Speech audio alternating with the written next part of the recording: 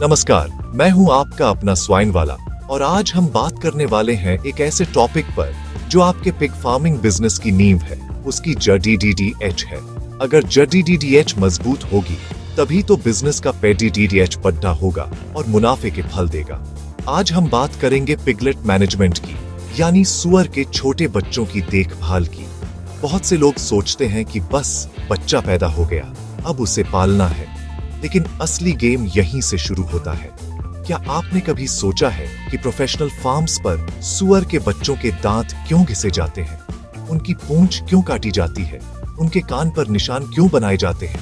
ये सब सिर्फ कोई रस्म नहीं है, इसके पीछे है बिजनेस का गहरा विज्ञान, मैनेजमेंट की स्ट्रेटेजी और आपके मुनाफे का गणित। स्वाइन वाला आज बताएंगे कि ये छोटी छोटी प्रक्रियाएं आपके बिजनेस को बड़े बड़े नुकसान से कैसे बचा सकती हैं।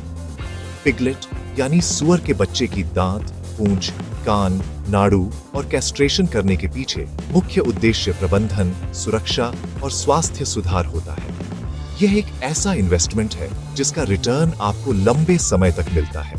अगर आप इन प्रक्रियाओं को नजरअंदाज करते हैं तो आप अनजाने में अपने फार्म पर बीमारियों को, लड़ाई झगड़ों को और मैनेजमेंट की समस्याओं को न्योता दे रहे हैं। इसका सीधा असर आपके प्रोडक्शन पर, आपके मुनाफे पर और आपके बिजनेस की ग्रोथ पर पड़ेगा।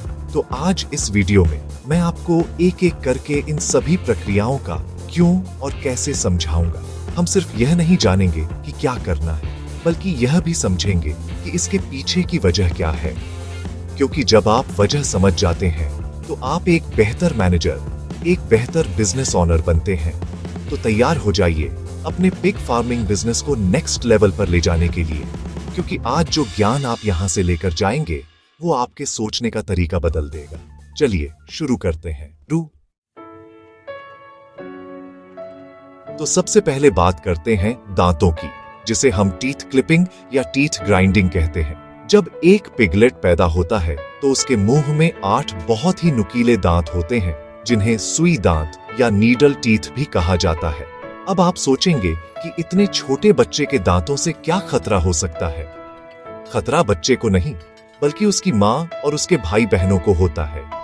जब ये बच्चे अपनी माँ का दूध पीते हैं तो ये नुकीले दांत माँ के थनों में चुभते हैं, जिससे वहां घाव हो जाते हैं, सूजन आ जाती है और इन्फेक्शन का खतरा बढ़ जाता है। इसे मैस्टाइटिस कहते हैं। जब माँ को दर्द होगा तो वो बच्चों को दूध पिलाने से कतराएगी, और अगर बच्चे भूखे रहेंगे तो उनकी ग्रोथ कैसे होगी? आपका प्रोडक्शन साइकिल तो यहीं से बिगड़ना शुरू हो जाएगा। यही नहीं, ये बच्चे आपस में भी खेलते या लड़ते समय एक दूसरे को इन्हीं नुकीले दांतों से घायल कर देते हैं। चेहरे पर, कान पर खरोंचें और घाव बन जाते हैं, जो बाद में इन्फेक्शन का घर बन सकते हैं। तो इसका समाधान क्या है? समाधान है टीथ क्लिपिंग। जन्म के 24 से 72 घंटों के अंदर एक खास क्लिपर या ग्राइंडर की मदद से इन नुकीले दांतों के ऊपरी हिस्से को काट या घिस दिया जाता है। ध्यान रहे, हमें दांतों को जडीडीडीएच से नहीं निकालना है, सिर्फ उनकी धार को खत्म करना है। इससे मां भी सुरक्षित रहती है और बच्चे भी एक दूसरे को घायल नहीं कर पाते। ये एक छोटा सा स्टेप आपके फार्म पर शांति और स्वास्थ्य का माहौल बनाता है और मां को बिना किसी तकलीफ के बच्चों को दूध पिलाने में मदद करता है, जिससे बच्चों की ग्रोथ शानदार होती है। अब आते हैं दूसरे महत्वपूर्ण कदम पर, टेल डॉकिंग यानी पूंछ काटना। यह सुनने में थोड़ा अजीब लग सकता है कि भला पूंछ काटने की क्या जरूरत है, लेकिन मैं आपको बताता हूं, यह आपके फार्म को एक बहुत बड़ी और गंदी समस्या से बचाता है, जिसे टेल बाइटिंग कहते हैं। जब सुअर थोड़े बड़े होते हैं, खासकर जब उन्हें एक साथ एक बाढ़े में रखा जाता है, तो बोरियत, तनाव या जगह की कमी के कारण वे एक दूसरे की पूंछ चबाना शुरू कर देते हैं। एक बार जब पूंछ पर घाव हो जाता है और खून निकलने लगता है, तो बाकी सुअर भी उस पर हमला करने लगते हैं। यह एक बहुत ही गंभीर व्यवहार है जो पूरे बाढ़े में फैल सकता है। इस टेल बाइटिंग से क्या होता है? पूंछ पर गहरे घाव हो जाते हैं, जिससे भयानक इन्फेक्शन हो सकता है।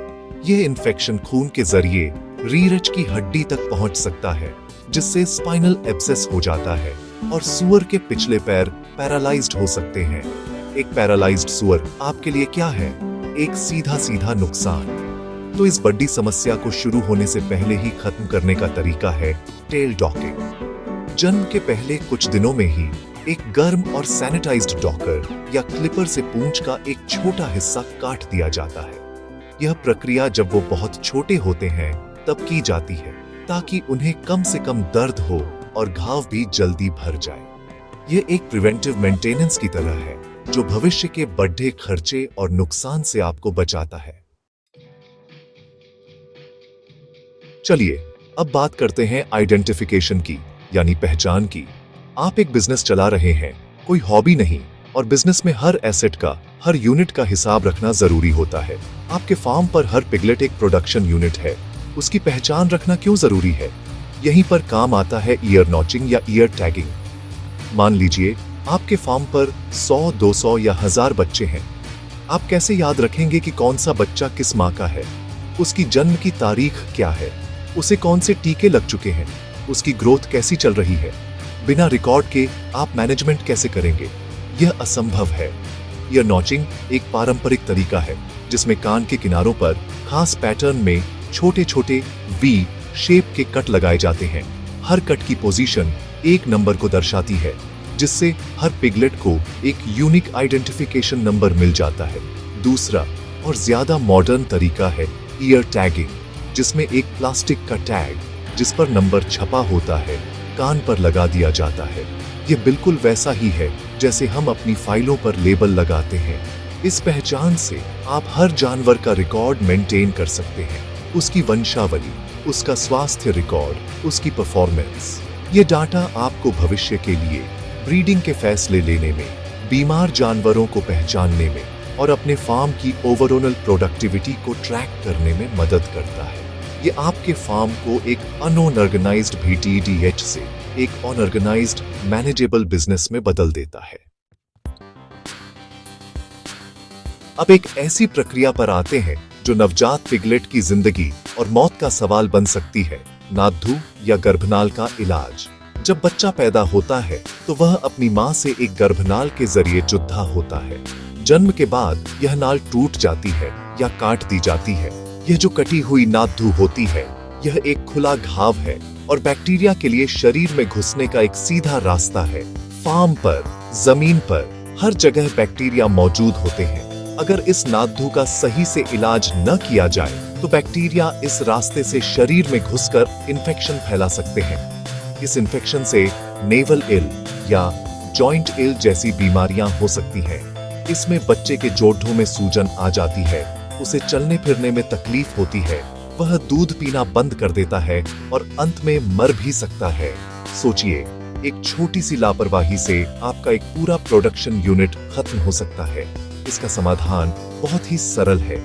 जन्म के तुरंत बाद नाद्धू को शरीर से लगभग 1 से 2 इंच की दूरी पर एक साफ सुथरे धागे से बांधें और फिर एक सैनिटाइज्ड कैंची से काट दें। इसके बाद जो हिस्सा शरीर से जुड़ा है उस पर टिंक्चर, आयोडीन या कोई और अच्छा एंटीसेप्टिक सॉल्यूशन अच्छी तरह से लगा दें।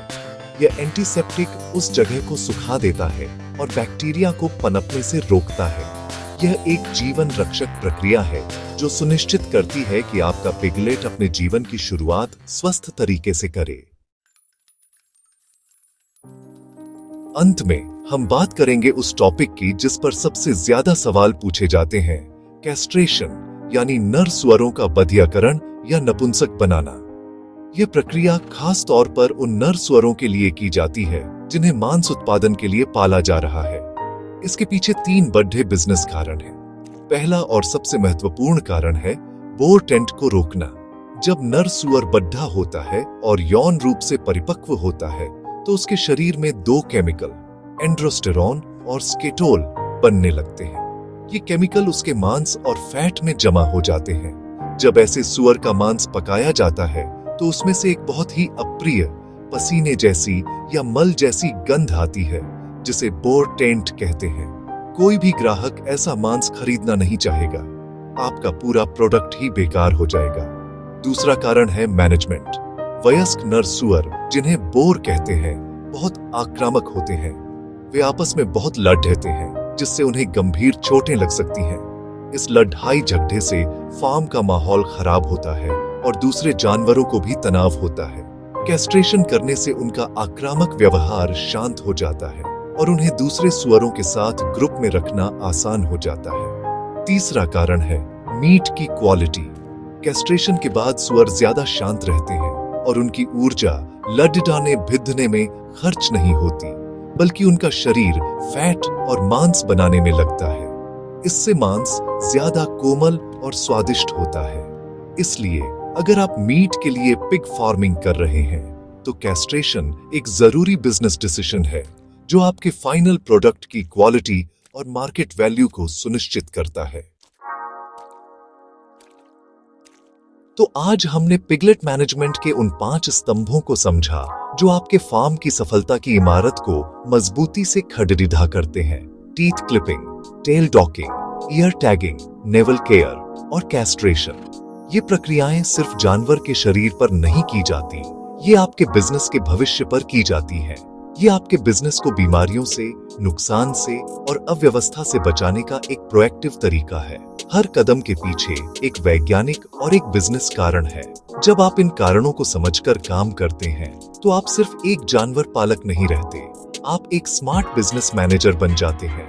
याद रखिए, ये सभी प्रक्रिया पिगलेट की स्वस्थ ग्रोथ, फार्म की साफ सफाई, प्रबंधन और भविष्य की समस्या से बचाव के लिए की जाती है। हर प्रक्रिया करते समय साफ सफाई और सावधानी जरूरी है। हमेशा सैनिटाइज्ड उपकरणों का इस्तेमाल करें और अगर आप नए हैं तो किसी अनुभवी व्यक्ति या डॉक्टर की देखरेख में ही ये काम करें। छोटी सी गलती बड़ी इन्फेक्शन का कारण बन सकती है। आपका लक्ष्य जानवर को तकलीफ देना नहीं, बल्कि उसे और आपके फार्म को एक सुरक्षित और स्वस्थ भविष्य देना है। यही प्रोफेशनल पिग फार्मिंग की पहचान है। मुझे उम्मीद है कि आज की इस जानकारी से आपको बहुत कुछ सीखने को मिला होगा और आप इन तकनीकों को अपने फार्म पर अपनाकर अपने बिजनेस को नई ऊंचाइयों पर ले जाएंगे।